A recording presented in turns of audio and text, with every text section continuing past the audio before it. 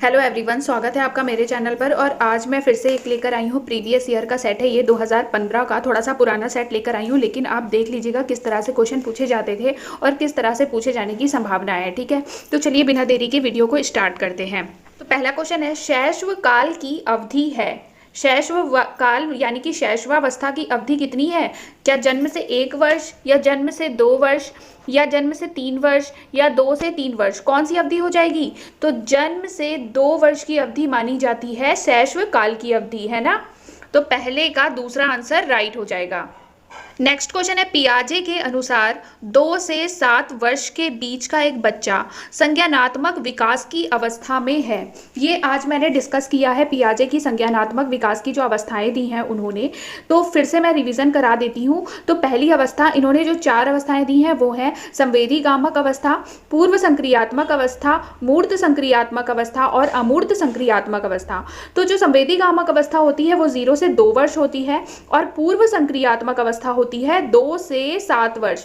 कितना पूछा है यहाँ पे? 2 से 7 वर्ष पूछा है, और पूर्व संक्रियात्मक अवस्था होती है 2 से 7 वर्ष। तो हमारा पहला ऑप्शन सही हो जाएगा। क्या 2 से 7 वर्ष की अवस्था के बीच का एक बच्चा संज्ञानात्मक विकास की पूर्व संक्रियात्मक अवस्था में है। ठीक है,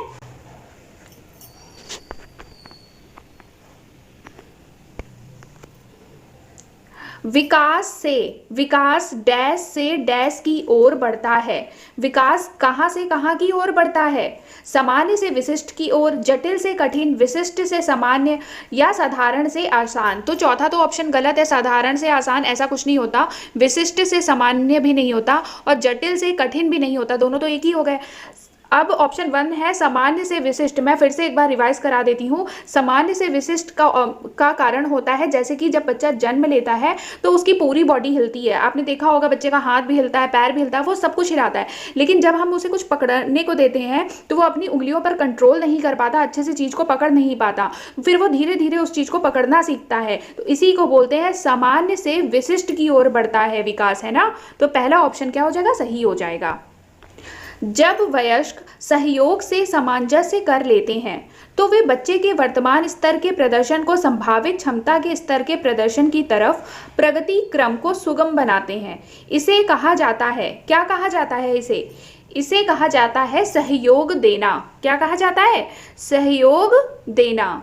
नवीन जानकारी को शामिल करने के लिए वर्तमान स्कीमा में बदलाव की प्रक्रिया डैश कहलाती है। क्या कहलाती है?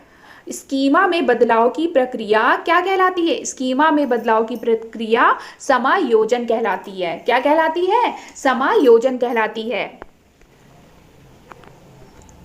मध्य बाल्यावस्था में भाषा डैश के बजाय डैश अधिक है। मध्य बाल्यावस्था में भाषा डैश के बजाय डैश अधिक है। अहम केंद्रित के बजाय समाजीकृत, समाजीकृत के बजाय अहम केंद्रित, जीववादी के बजाय समाजीकृत, या परिपक्व के बजाय अपरिपक्व। तो क्या है मध्य बाल्यावस्था में भाषा? तो इसका राइट आंसर हो जाएगा समाजीकृत के बजाय अहम केंद्रित। आपने देखा होगा किसी छोटे बच्चे को जो मध्य बाल्यावस्था में होगा, आपने देखा होगा वो अपने आप से ही अपने आप को डायरेक्शन देता है और खुद ही गाड़ियां चला, जैसे वो उसने कोई टॉय ले रखा है, गाड़ी ले रखी है, और वो अपने आप से बातें करे कि मैं ऐसे जाऊंगा, अब इस गाड़ी को ऐसे ले जाना है, वैसे ले जाना है। वो अकेला ही खेलता रहता है और अपने को ही डायरेक्शन देता है। तो ये क्या समाजीकृत नहीं है, वो अहम केंद्रित भाषा है, मतलब वो खुद से ही बात कर रहा है। ठीक है, तो इसका राइट आंसर हो जाएगा ऑप्शन नंबर 2। 7वां क्वेश्चन है, बाल केंद्रित शिक्षा में शामिल है बच्चों के लिए हस्तपरक गतिविधियां, बच्चों का एक कोने में बैठना, प्रतिबंधित परिवेश में अधिगम, वे गतिविधियां जिनमें खेल शामिल नहीं है। बाल केंद्रित शिक्षा कैसी होती है? क्या वो शिक्षा है जिसमें वे गतिविधियां जिनमें खेल शामिल नहीं है? ऐसा नहीं है। ठीक है, प्रतिबंधित परिवेश में अधिगम, अगर प्रतिबंधित परिवेश में अधिगम होगा तो बच्चा कभी भी नहीं सीख पाएगा। बच्चों का एक कोने में बैठना, ये कैसी शिक्षा हुई कि बच्चे एक कोने में बैठे हैं? तो क्या हस्तपरक गतिविधियां, मतलब क्या बच्चे जितना एक्टिविटीज करके सीखेंगे वही शिक्षा अच्छी है ना। तो बाल केंद्रित शिक्षा में क्या शामिल है? हस्तपरक गतिविधियां यानी कि एक्टिविटीज।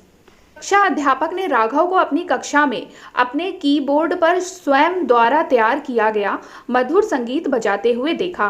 कक्षा अध्यापक ने विचार किया कि राघव में डैश बुद्धि उच्च स्तरीय थी। कौन सी बुद्धि उच्च स्तरीय थी? स्थानिक, शारीरिक गतिबोधक, संगीतमय या भाषाई? तो उसने क्या बजाया? उसने मधुर संगीत बजाया ना, तो उसमें कौन सी बुद्धि उच्च स्तरीय थी? संगीतमय बुद्धि उच्च स्तरीय थी।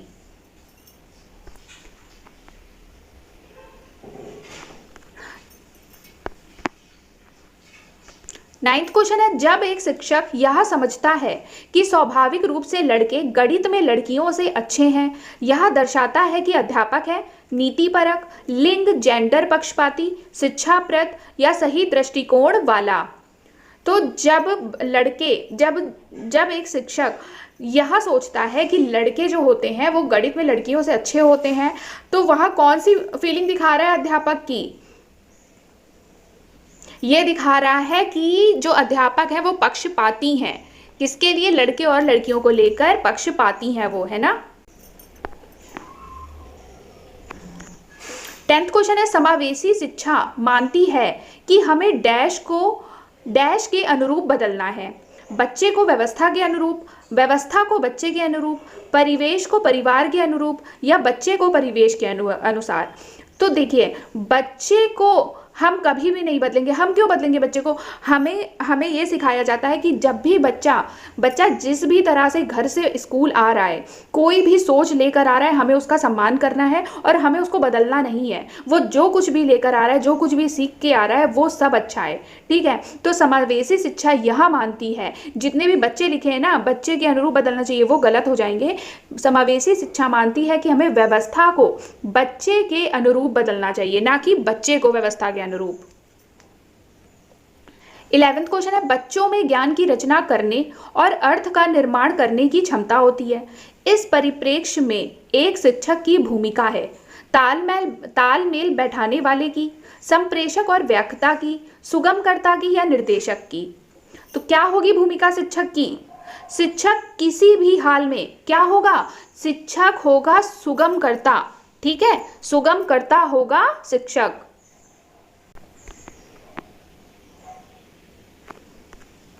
12th क्वेश्चन है, इनमें से कौन सी विशेषता प्रतिभाशाली बच्चों की नहीं है?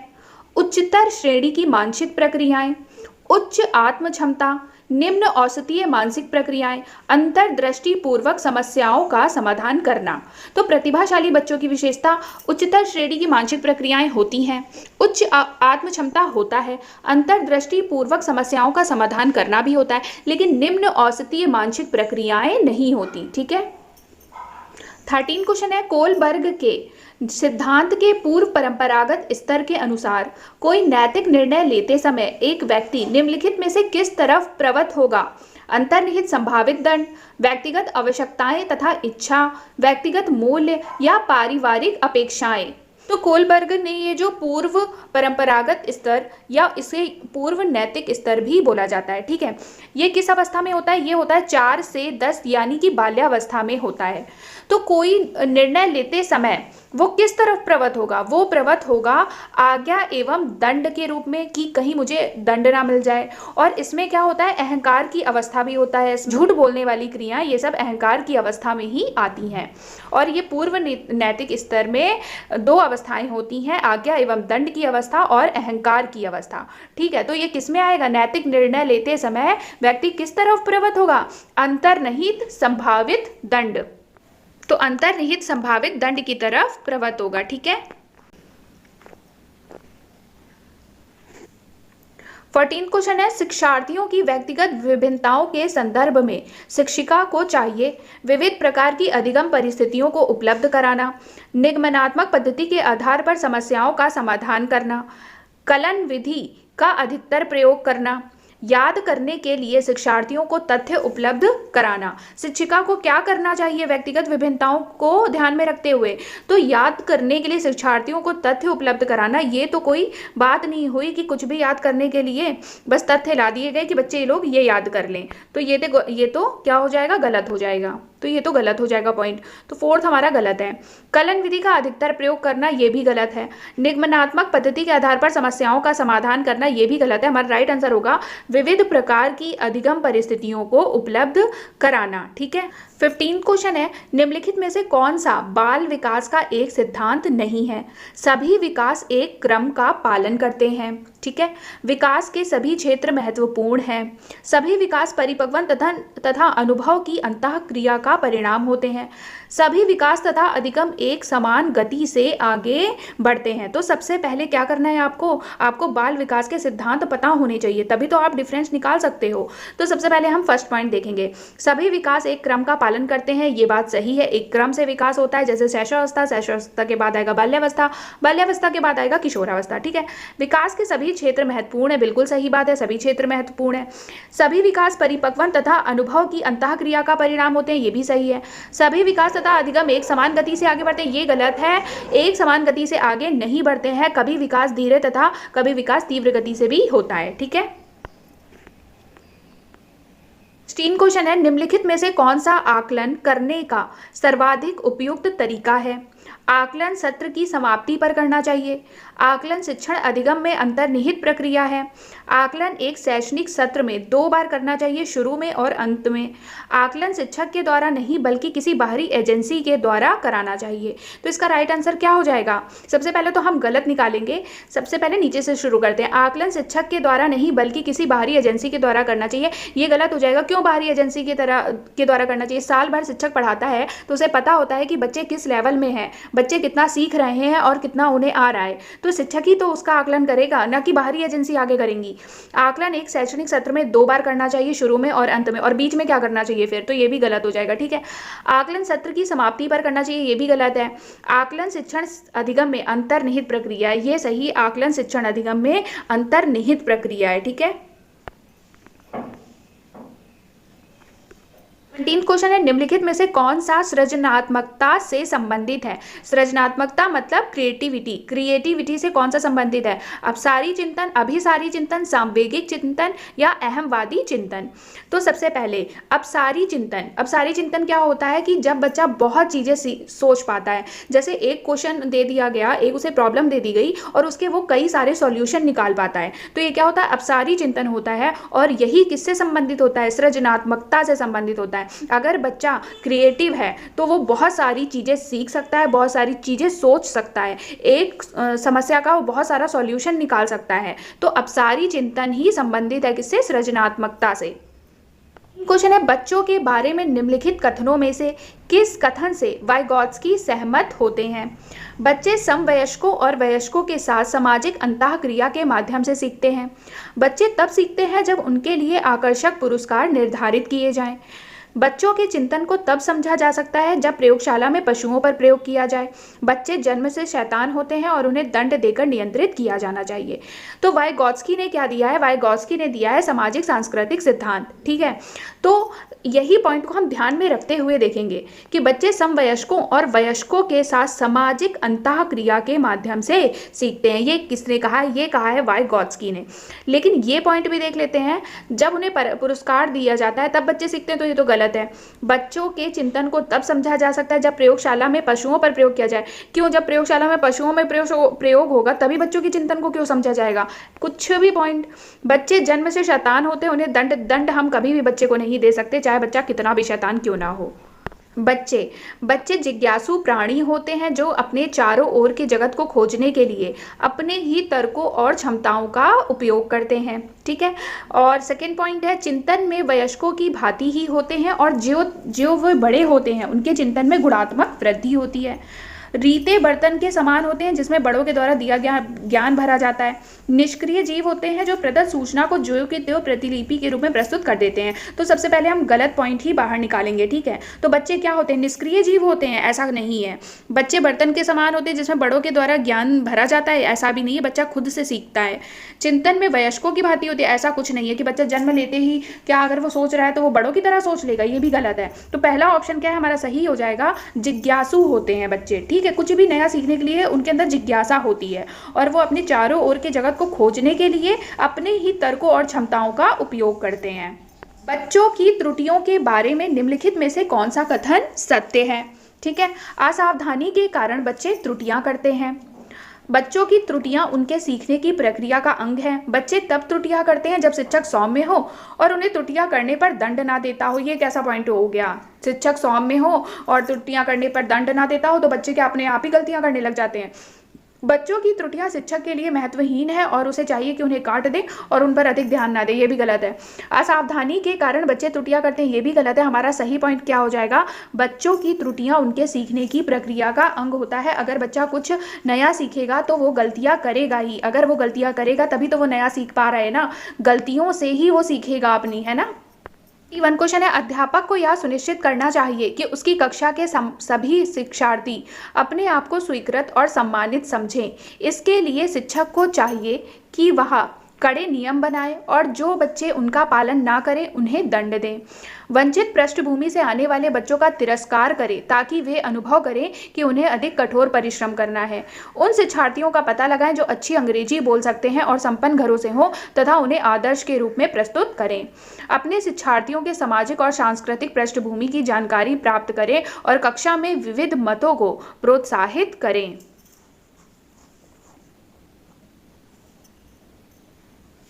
ठीक है, तो पहले हम गलत पॉइंट को बाहर निकालेंगे। कड़े नियम बनाए और बच्चों को दंड दे, तो ये कभी भी हमारा आंसर नहीं होगा। हम कभी भी बच्चों को दंड क्या है, हम कभी भी बच्चों को क्या है, दंड नहीं दे सकते। कभी भी हम बच्चों का तिरस्कार नहीं कर सकते। ठीक है, उन जो अच्छी अंग्रेजी और संपन्न घरों से, ऐसा भी नहीं है। क्यों हम अलग करें बच्चों को? क्यों हम बच्चों का पता लगाएं जो संपन्न घरों से हैं? क्यों उन बच्चों का पता लगाएं? भाई हम, हमारी नज़रों में सारे बच्चे एक समान हैं। ठीक है, अब हम चौथा पॉइंट भी देख लेते हैं। अपने शिक्षार्थियों की सामाजिक और सांस्कृतिक पृष्ठभूमि की जानकारी प्राप्त करें और कक्षा में विविध मतों को प्रोत्साहित करें। यही हमारा क्या है, आंसर हो जाएगा।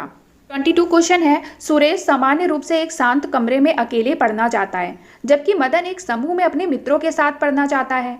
यहाँ उनके डैश में विभिन्नता के कारण है। किसमें विभिन्नता के कारण है ये उनमें? बताइए, मूल्यों में, अभिक्षमता में, अधिगम शैली में या परावर्तकता स्तर में। वो अलग अलग तरीके से पढ़ना चाहते हैं। एक अकेले पढ़ना चाहता है तो एक ग्रुप में पढ़ना चाहता है। मतलब पढ़ रहा है मतलब कुछ नया सीख रहा है, मतलब क्या, अधिगम कर रहा है। तो ये क्या है, अधिगम शैली में विभिन्नताएं है ना उनकी। ये काफ़ी छोटा दिख रहा होगा आपको, थोड़ा सा बड़ा क्वेश्चन है। भारत में भाषिक विभिन्नता बहुत है। इस संदर्भ में विशेषकर कक्षा 1 और 2 के प्राथमिक स्तर पर बहुभाषिक कक्षाओं के बारे में सर्वथा उपयुक्त कथन है। विद्यार्थियों को अपनी मातृभाषा या स्थानीय भाषा का प्रयोग करने पर दंडित किया जाए, ऐसा नहीं है। हम कभी भी बच्चों को उनकी मातृभाषा या स्थानीय भाषा बोलने पर उन्हें दंड नहीं दे सकते। मैंने क्या बोला, बच्चा कुछ भी, जो कुछ भी वो सीख कर आया है, जैसा भी है बच्चा, वो बहुत अच्छा है। हम उसकी कभी भी अवहेलना नहीं कर सकते। हम उसकी हर एक चीज़ का सम्मान करेंगे, है ना, चाहे वो उसकी भाषा हो चाहे कुछ भी हो। तो पहला ऑप्शन गलत हो जाएगा। विद्यालय में उन्हीं बच्चों को प्रवेश दिया जाए जिनकी मातृभाषा वही हो जो शिक्षा के लिए अपनाई जा रही हो, ये भी गलत है, ये भी नहीं होगा। शिक्षक को सभी भाषाओं का सम्मान करना चाहिए और सभी भाषाओं में अभिव्यक्ति के लिए बच्चों को प्रोत्साहित करना चाहिए। ऑप्शन 3 ही हमारा क्या है, सही हो जाएगा। फिर भी हम चौथा देख लेते हैं। जो बच्चे कक्षा में मातृभाषा का उपयोग करते हैं, अध्यापक को उनकी उपेक्षा करनी चाहिए। ये भी हमारा ऑप्शन गलत हो जाएगा। तो कौन सा ऑप्शन सही हो जाएगा? ऑप्शन 3 हमारा सही हो जाएगा। शिक्षक को सभी भाषाओं का सम्मान करना चाहिए और सभी भाषाओं में अभिव्यक्ति के लिए बच्चों को प्रोत्साहित करना चाहिए। प्रकृति पोषण विवाद में प्रकृति से क्या अभिप्राय है? प्रकृति पोषण विवाद में प्रकृति से क्या अभिप्राय है? हमारे आसपास का वातावरण, जैविकीय विशिष्टताएं या वंशानुक्रम सूचनाएं, एक व्यक्ति की मूल वृत्ति, भौतिक और सामाजिक संसार की जटिल शक्तियां। तो प्रकृति तथा पोषण विवाद में प्रकृति से तात्पर्य है यहाँ पर जैविकीय विशिष्टताएं या वंशानुक्रम सूचनाएं। ठीक है जी। 5th क्वेश्चन है, जनसंचार माध्यम समाजीकरण का एक महत्वपूर्ण माध्यम बनता जा रहा है। नीचे कथनों में से कौन सा कथन सबसे उपयुक्त है? संचार माध्यम पदार्थों के विज्ञापन और विक्रय के लिए एक अच्छा माध्यम है। क्या संचार माध्यम से केवल हमें पदार्थों के विज्ञापन और विक्रय के लिए ही अच्छा माध्यम माना जाता है संचार माध्यम को, या और भी कोई रीज़न है? ठीक है, तो ये तो गलत हो जाएगा हमारा पॉइंट। ठीक है, 25th का पहला रॉन्ग हो जाएगा। सेकंड देखते हैं, समाजीकरण केवल माता पिता और परिवार के द्वारा किया जाता है, ये भी गलत है। समाजीकरण समाज के द्वारा भी होता है, ऐसा नहीं है केवल फैमिली के द्वारा होता है। प्रथम समाजीकरण का माध्यम होता है परिवार, लेकिन द्वितीय माध्यम होता है स्कूल। ठीक है, थर्ड देखते हैं। थर्ड बोल रहा है जनसंचार माध्यम की पहुंच बढ़ रही है और जनसंचार माध्यम अभिवृत्तियों, मूल्यों और विश्वासों को प्रभावित करता है। ऑप्शन नंबर थर्ड हमारा क्या हो जाएगा, राइट आंसर हो जाएगा। फिर भी फोर्थ देख लेते हैं। बच्चे संचार माध्यमों के साथ प्रत्यक्ष रूप से अंतःक्रिया नहीं कर सकते। ऑप्शन नंबर फोर्थ गलत हो जाएगा, ऑप्शन नंबर थर्ड होगा हमारा राइट आंसर। बच्चे किस प्रकार से सीखते हैं, नीचे दिए कथनों में से कौन सा इस प्रश्न के विषय में सही नहीं है, नहीं है पूछा है। ठीक है, तो बच्चे किस प्रकार से सीखते हैं, बच्चे केवल कक्षा में सीखते हैं, ये तो गलत है। ठीक है, तो क्या पूछा, सही नहीं है, तो गलत ही हमारा आंसर सही होगा, तो यही आंसर सही लग रहा है। बाकी हम फिर भी नीचे देख लेते हैं। बच्चे तब सीखते हैं जब वे संज्ञानात्मक रूप से तैयार हो, ये बात सही है। बच्चे अनेकों प्रकार से सीखते हैं, ये भी सही है। बच्चे सीखते हैं क्योंकि वे स्वाभाविक रूप से प्रेरित होते हैं, ये भी सही है। तो ये तीनों तो सही है, तो ये हमारा आंसर होगा नहीं, हमारा आंसर होगा जो गलत है, बच्चे केवल कक्षा में सीखते हैं, ये हमारा आंसर गलत है, इसलिए यही आंसर सही होगा। 27वां क्वेश्चन है, प्राथमिक विद्यालय शिक्षक को अपने शिक्षार्थियों को अभिप्रेरित करने के लिए निम्नलिखित में से किस रणनीति को अपनाना चाहिए।